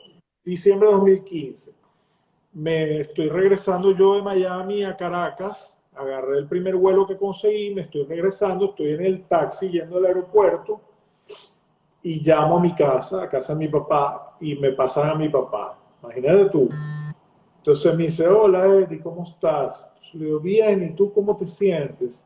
Entonces me dice, mejor, mejor, gracias a Dios, mejor. Entonces, claro, se me hace un nudo en la garganta, no puedo hablar, se me salen las lágrimas y mi papá se da cuenta y me dice, ¿y cómo está el clima en Miami? Wow. Entonces le digo, está bien, papi, está bien, está muy fresco, está muy rico. Entonces, claro, no puedo hablar más. Este, entro en llanto, el taxista, bueno, me ve haciéndome de psicólogo porque, claro, me vio todo destruido y entonces cuando llego a Caracas ya se había ido. Wow. Fue un golpe muy fuerte porque fue muy repentino, estaba demasiado lúcido, estaba demasiado bien, le faltaban unos minutos para morirse y andaba pendiente de que le pagara a la muchacha de servicio. Le Wow. estaba diciendo a mi hermana que sacara el dinero para pagarle a la muchacha de servicio. Entonces uno dice, wow, Dios mío, yo quiero llegar así, yo quiero llegar así. Entonces yo Wow. tengo que tratar de usar sus técnicas. Yo tengo que usar sus técnicas. Yo tengo que tomarme la vida jocosamente. Yo tengo que tomarme la vida eh, de forma positiva, de buena manera, porque, o sea, llegar a esa edad y llegar de esa manera, wow, es un logro. Yo creo que fue un regalo de Dios a él, ¿no? Me parece a Wow. mí. Qué historia. De Sí, verdad, yo creo que esto es lo más bonito que has podido compartir con nosotros. Estoy sí, segura que tu familia que está aquí escuchándote, sus nietos, pues saben y llevan ese legado que dejaron ambos. Esta familia que salió, wow, es que a mí también me se me, erizó la piel, se me abrió el guarapo. expulsada de Egipto con una carta, recién casados, Sí, y lo que lograron hacer de sus hijos, de verdad, o sea, un aplauso, un aplauso. Continuando con la historia, porque no quiero que dejes de explicar esta reinvención que han tenido, porque obviamente tu empresa sigue en Venezuela. sí, gracias a Dios. Has Seguimos. tenido como bien lo decimos, altos y bajos. Sin embargo, ahí están y pues siguen reinventándose. A partir del 2018, pues tuvieron varias experiencias. Si quieres, Sí, bueno, sigue contando un poco esa historia. nos hemos reinventado muchas veces. Cuando empezó todo este proceso de gobierno, no me quiero meter en política, pero bueno, todos saben a qué me refiero. Por supuesto que nosotros nos asustamos igual que todo el mundo, entonces dijimos, bueno, vamos a internacionalizarnos y a partir de 2001 empezamos a vender en el Caribe. Nos asociamos con nuestro queridísimo amigo Elías Moscatel, que él estaba en Miami, y entonces buscamos un lugar donde pudiéramos almacenar nuestras cosas en Miami para poder también vender en el Caribe, ¿no? Entonces, bueno, empezamos con ese negocio que nos empezó a ir muy bien, gracias a Dios. Empezamos a vender en Dominicana súper bien, con nuestra marca propia. Que por cierto también es una historia interesante, porque la marca la registramos a través de un emprendimiento que hizo nuestro amigo Andy Fisher aquí en Venezuela, de registrar las marcas a través de internet, ¿no? Entonces, bueno, registramos la marca en Dominicana, en Estados Unidos, en varios países, y empezamos a trabajar en Dominicana, teniendo a Elías en Miami, eh, ocupándose de la oficina allá, ¿no?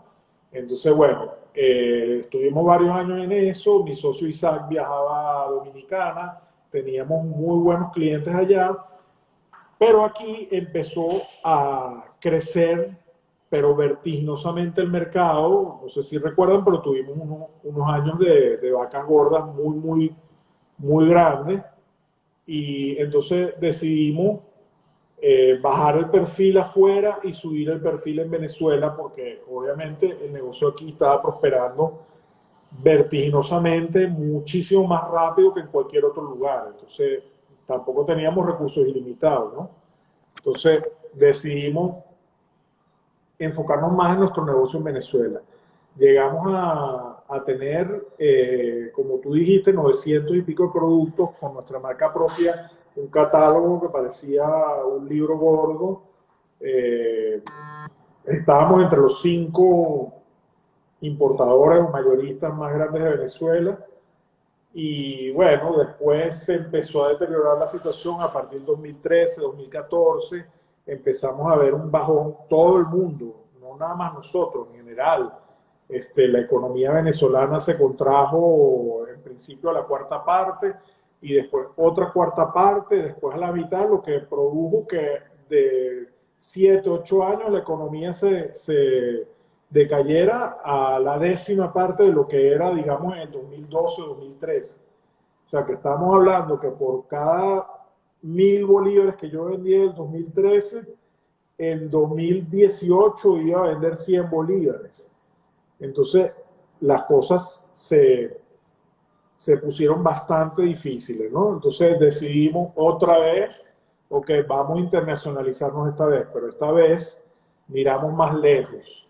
Dijimos, no vamos a trabajar el Caribe, vamos a trabajar Estados Unidos.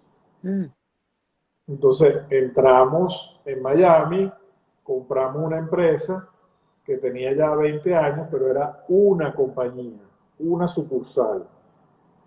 Le metimos bastante dinero, invertimos mucho dinero, y resulta que, bueno, en principio funcionó, empezamos a crecer, pero bueno, las cosas no se dieron como queríamos, porque mi socio pensaba irse a vivir a Miami, finalmente no se adaptó, regresó, y entonces teníamos ese negocio a larga distancia.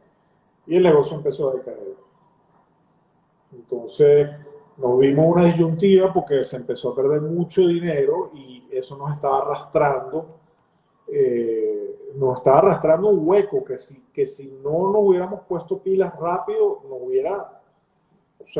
hubiéramos quebrado completamente, porque en verdad que tener una nómina en Estados Unidos, yo me quito el sombrero con las empresas, porque tener una nómina en Estados Unidos no es como tener una nómina en Venezuela. Nosotros nos vimos varios viernes con dificultades para poder pagar la nómina, que eso jamás en mi vida me ha pasado en Venezuela, nunca. Y allá nos vimos con dificultades serias para pagar nómina, en donde varias veces tuve que poner mi bolsillo para poder pagarle a los empleados. Entonces, llegó un momento que ya me pasó parecido a lo que me pasó con la China de 2004-2005. Se me volvió un problema ya de salud. Aparte del problema económico, se me volvió un problema de salud. Me estaba volviendo loco, me estaba enfermando. Entonces dijimos, tenemos que salir de esto como sea tenemos que salir de esto. Finalmente en 2018 la logramos vender regalándola, perdimos prácticamente todo lo que invertimos ahí, pero salimos del problema, empezamos a respirar. Y a partir de 2018 nos reinventamos aquí en Venezuela, dijimos vamos a darle otra vez duro, vamos a darle otra vez duro. Nos habíamos descapitalizado muchísimo por los problemas de inflación y de devaluación aquí en Venezuela, también nos hizo reducirnos muchísimo. Y dijimos, bueno, vamos a volver a empezar prácticamente, vamos a empezar no de cero, pero cerca de cero. Y empezamos otra vez, tenemos 2, 3 años dándole duro. 2021 empezamos con la parte tecnológica, abrimos nuestro Instagram, empezamos a hacer apps para los vendedores, apps para los clientes, repotenciar la página web. Entonces ahorita estoy trabajando más que nunca, cosa que me gusta a mí mucho, porque yo no puedo estar sin trabajar. Y bueno, gracias a Dios las cosas están funcionando. Creo que las Wow. cosas están caminando y bueno, esperemos que todo siga así. Es una historia fascinante. Quiero que por favor todavía comentes la enseñanza de humildad que te Sí, trajo lo primero que yo he aprendido con 2 golpes que me he llevado es que uno no se debe dejar arropar por el éxito circunstancial y provisional que uno puede tener. Nosotros creo que fuimos un poco arrogantes en un par de ocasiones pensando que nos íbamos a comer el mundo porque teníamos el mercado de Venezuela, que es un mercado muy noble. Aquí el que trabaja sale adelante. No es como en Estados Unidos. En Estados Unidos tú puedes trabajar, puedes tener súper buenas intenciones, pero no necesariamente vas a salir adelante porque nosotros estábamos compitiendo con compañías que tenían 1000 sucursales. ¿Cómo compite una compañía de una sucursal con una que tiene 1000 sucursales? Es imposible, no puedes. Entonces, esa es la primera enseñanza que nadie aprende por los errores de los demás, porque ni yo mismo aprendí por los errores de los demás, pero yo creo que es algo a tener en cuenta, que la arrogancia es fatal, wow, fatal, porque nosotros fuimos arrogantes, yo lo reconozco, nosotros wow. pensamos que nos íbamos a comer el mercado de Estados Unidos y resulta que el mercado de Estados Unidos nos comió a nosotros y nos vomitó, esa es la verdad. Entonces hay que tener mucho cuidado con las cosas que uno hace. Y bueno, pienso que eso te lo mencioné al principio, uno tiene que tener la humildad sin ser pobrecito, pero humildad suficiente como para darse cuenta que uno no es un superhéroe, que uno tiene sus limitaciones y bueno, y otra cosa, que el éxito no es el dinero, el éxito no es el dinero, porque tú puedes tener mucho dinero y no puedes ser exitoso.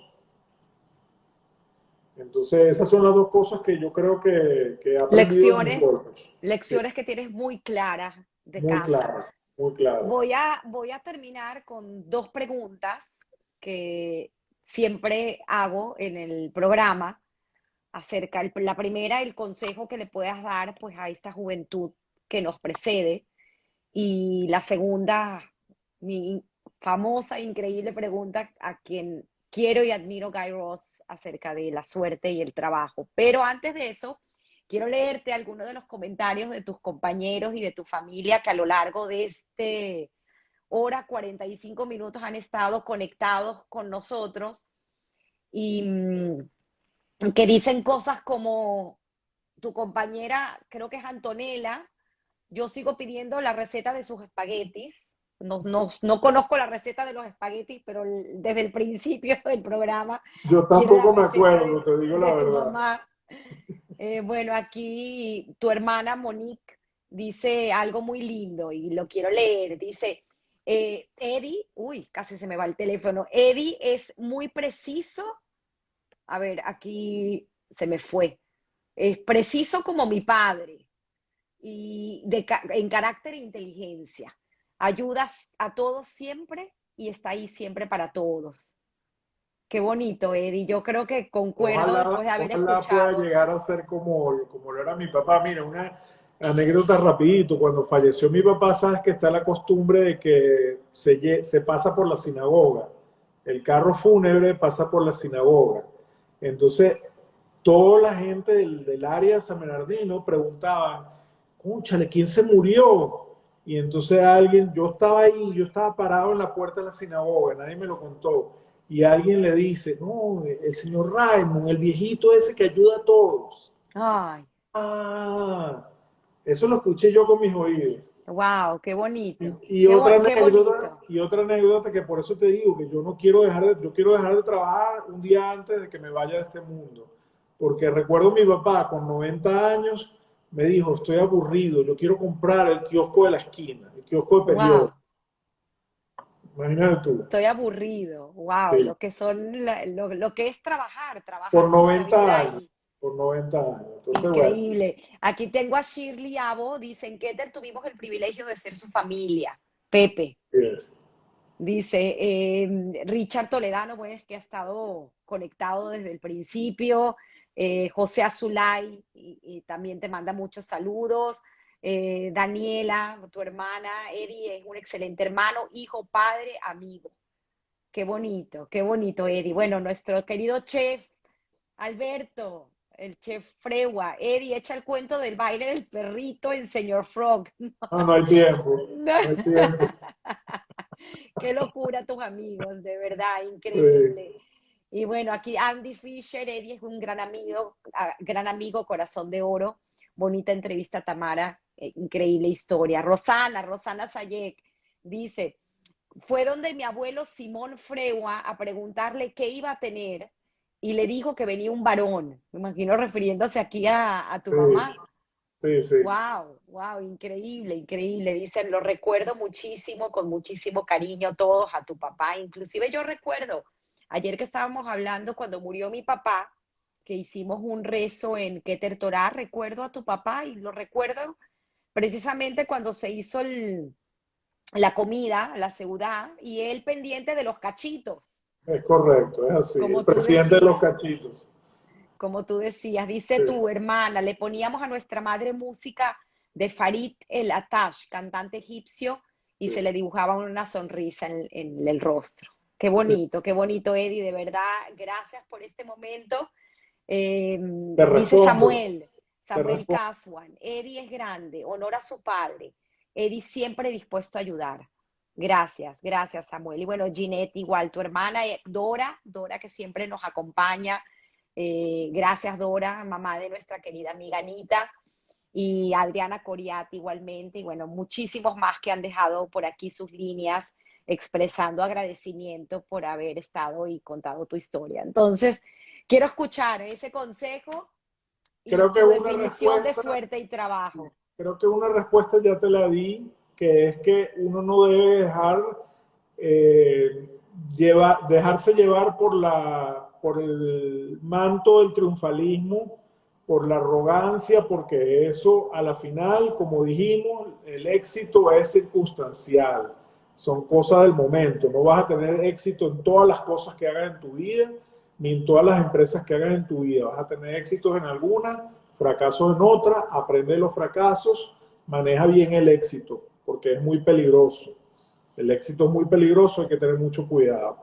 Entonces, eso es lo primero que yo le trato de decir a mis hijos, que no se eh, pongan demasiado gordos con el ego, porque el ego es lo que hace que uno se equivoque. El ego es lo que hace que uno cometa errores.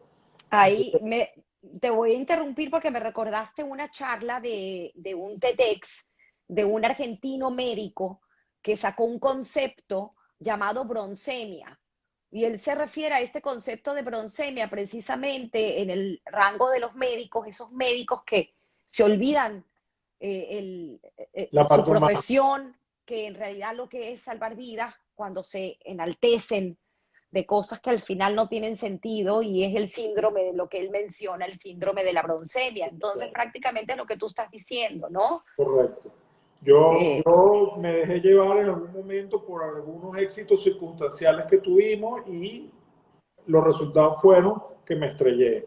Entonces hay que tener mucho cuidado con eso. Excelente consejo, Eddie, gracias.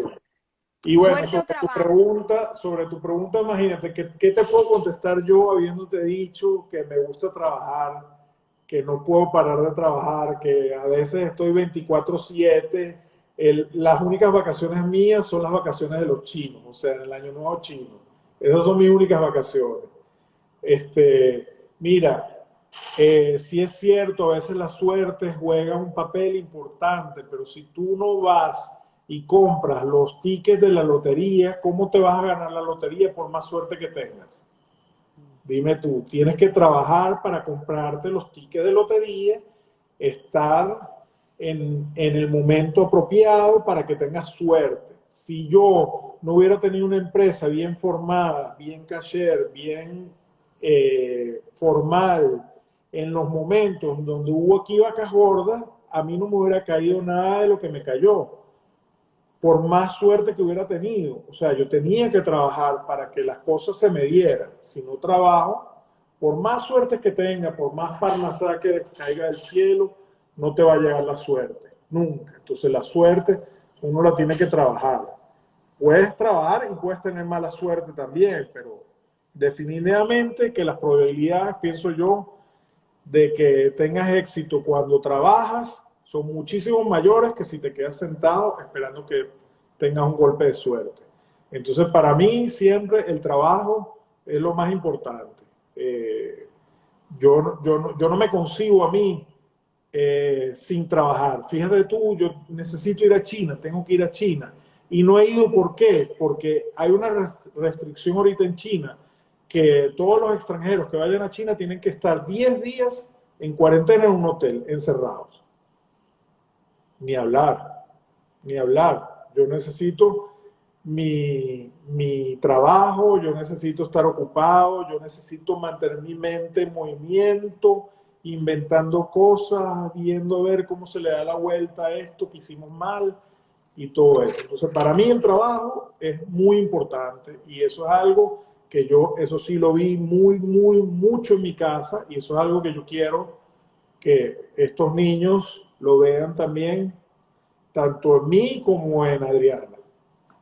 Qué bonito, Eddie, qué bonito. Bueno, yo agregaría que sí fue suerte que hayas nacido de Loretti y Raymond, y que es suerte que tus hijos y tu esposa Adriana te tengan alrededor, y que es suerte también para tus hermanas el haber tenido la Y oportunidad de que fueras parte de la familia. Se te quiere muchísimo, igualmente, muy emocionada, de verdad que fue un rato muy especial para mí el poder tenerte en este espacio y que cuentes tu historia. Estoy agradecida y espero que esta grabación pues quede como un legado de la historia de tu familia y de tu historia personal, y que pueda servir para muchos que te escuchan. Así gracias, que gracias, gracias. gracias a ti, muy A ti, agradecido. gracias. Bye bye. Chao, Besos, besos a todos, y bueno, nuestras plegarias siguen para Israel. exacto, Amén. chao.